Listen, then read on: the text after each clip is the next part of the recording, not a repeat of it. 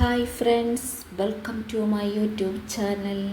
അപ്പോൾ എല്ലാവർക്കും നമ്മുടെ ചാനലിലേക്ക് സ്വാഗതം. ഒരുപാട് നാളായി നമ്മൾ വീഡിയോ ചെയ്തിട്ട്.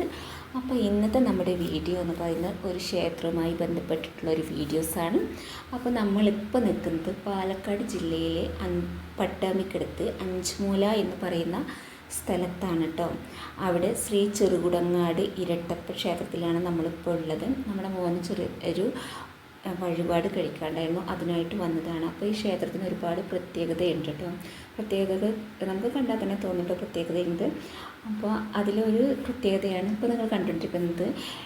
ക്ഷേത്രത്തിൻ്റെ മുൻവശത്തുള്ള ധ്വജസ്തംഭമാണ് നിങ്ങളിപ്പോൾ ഈ കാണുന്നത്. അത് 38 അടി ഉയരമാണിട്ടുള്ളത്. ഒറ്റ കരിങ്കല്ലിൽ തീർത്തിട്ടുള്ള ഒരു ധ്വജസ്തംഭമാണത്. പിന്നെ അതുപോലെ തന്നെ ഈ ക്ഷേത്രം വർഷത്തിൽ ഏകദേശം 6 മാസത്തോളം വെള്ളത്തിലായിരിക്കും കേട്ടോ സ്ഥിതി ചെയ്യുന്നത്. ക്ഷേത്രത്തിനകത്തും പുറത്തും നന്നായിട്ട് വെള്ളം ഉണ്ടാവും കേട്ടോ. പിന്നെ ഈ ക്ഷേത്രം നന്നായിട്ട് ഒരു പ്രകൃതിയോട് ഇണങ്ങി ചേർന്ന് നിൽക്കുന്നൊരു ക്ഷേത്രം കൂടിയാണ് കേട്ടോ. ആ പരിസരമൊക്കെ കാണാൻ നല്ല ഭംഗിയാണ്. നല്ല പ്രകൃതി രമണീയമായിട്ടുള്ളൊരു ക്ഷേത്രം കൂടിയാണിത്. പിന്നെ ഈ ക്ഷേത്രത്തിൻ്റെ പ്രധാന ശ്രീകോവിലിനുള്ള പ്രതിഷ്ഠയാണ് ഇതിൻ്റെ ഏറ്റവും വലിയ പ്രത്യേകത എന്ന് പറയുന്നത്. അതായത് നമ്മൾ ഉമാമഹേശ്വരി അങ്ങനെ ഉള്ള പ്രതിഷ്ഠകളൊക്കെ അല്ലേ കേട്ടിട്ടുള്ളൂ. ഞാൻ അങ്ങനെയാണ് അധികം അറിഞ്ഞിട്ടുള്ളത് കേട്ടോ. പക്ഷേ ഇവിടെ ശിവഭഗവാൻ തന്നെ 2 ഭാവത്തിലാണ് ഇരിക്കുന്നത്. ഒന്ന് മഹാദേവൻ്റെ ഭാവത്തിലും പിന്നെ ഒന്ന് ദക്ഷിണാമൂർത്തി ഭാവത്തിലും. പ്രധാന ശ്രീകോവിലിൽ 2 ഭാവത്തിലാണ് ഇരിക്കുന്നത്. പിന്നെ ഗണപതിയുടെ ഒരു കന്നിമൂലയിൽ ഗണപതിയുടെ ഒരു അമ്പലമുണ്ട്. പിന്നെ അതുപോലെ ശിവഭഗവാന്റെ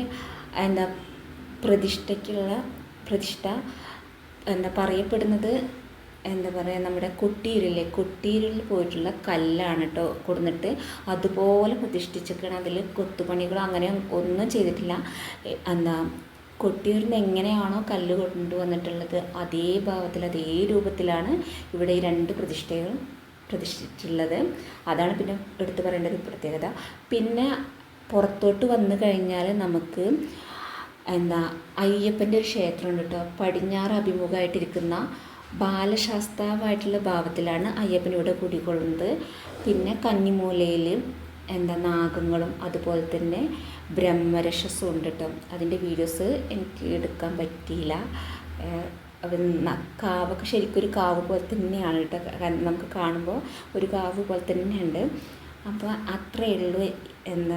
അപ്പോൾ നമ്മുടെ ചാനൽ ഇഷ്ടമായാൽ സബ്സ്ക്രൈബ് ചെയ്യുക, വീഡിയോ ഇഷ്ടമായാൽ ലൈക്ക് ചെയ്യുക, ഷെയർ ചെയ്യുക. അതുപോലെ തന്നെ ചാനൽ ഇഷ്ടമായിട്ടുണ്ടെങ്കിൽ തീർച്ചയായിട്ടും സബ്സ്ക്രൈബ് ചെയ്യാം. ഇതുപോലത്തെ വീഡിയോസ് കാണുന്നുണ്ടെങ്കിൽ നമ്മുടെ ചാനൽ തീർച്ചയായിട്ടും സബ്സ്ക്രൈബ് ചെയ്യുക. Okay, bye, Tata.